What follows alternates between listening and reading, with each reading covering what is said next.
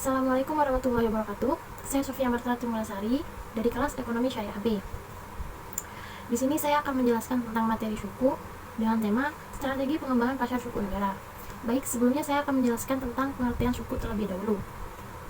Suku adalah surat berharga komersial berbentuk sertifikat hak milik yang menjadi bukti bahwa suatu aset merupakan kepemilikan dari pihak tertentu. Aset yang diperbolehkan meliputi aset berwujud benda, nilai, manfaat, dan jasa.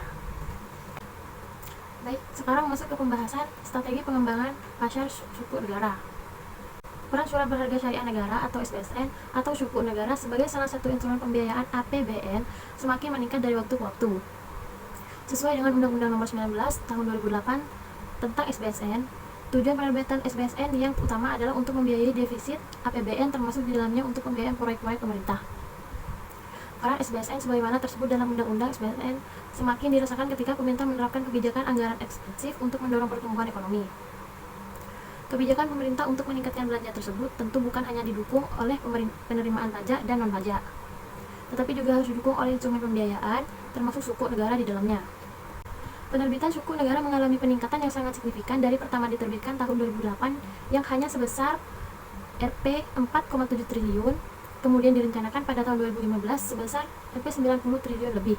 Total penerbitan suku negara sampai dengan akhir bulan Mei 2015 adalah 247,5 triliun.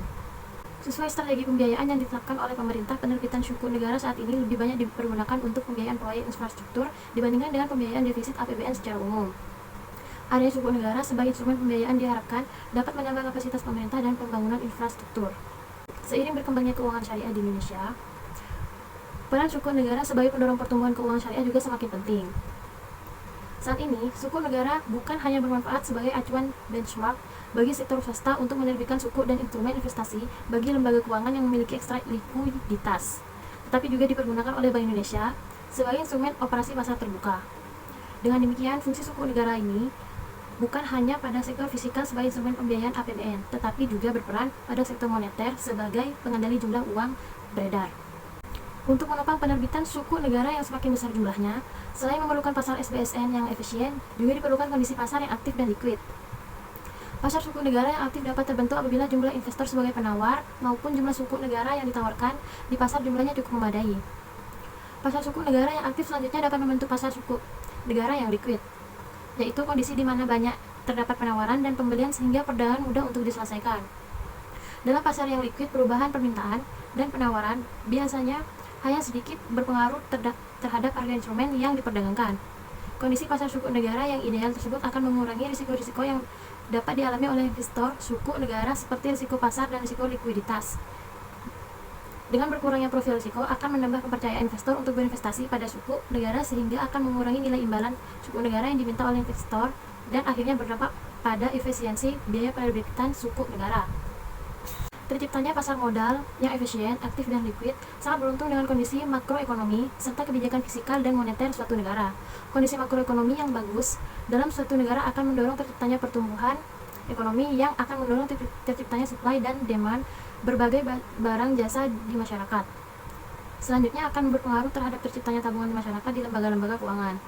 Hal ini juga akan mendorong tumbuhnya investor-investor individu maupun institusi yang ingin mengembangkan asetnya melalui pasar modal. Kebijakan fiskal dan moneter yang baik juga akan memberikan kenyamanan bagi investor domestik dan mengundang ketertarikan investor asing berinvestasi pada surat berharga di pasar modal domestik. Kondisi makroekonomi yang tumbuh dengan stabil tersebut perlu ditahankan agar pasar modal dapat tumbuh dengan baik. Upaya pengembangan pasar suku negara yang efisien, aktif, dan liquid terus dilakukan agar penerbitan suku negara dalam jumlah yang mencukupi dengan biaya yang efisien dan risiko yang terkendali dapat dilakukan secara berkesinambungan. Beberapa langkah yang dapat dilakukan untuk mewujudkan hal tersebut diantaranya adalah: yang pertama, menjaga transparansi informasi pengelolaan suku negara. Yang kedua, pengembangan basis investor dan inovasi produk. Yang ketiga, pembentukan Primary Dealer System (PDS) SBSN. Dan yang keempat, pengembangan helpdesk suku negara.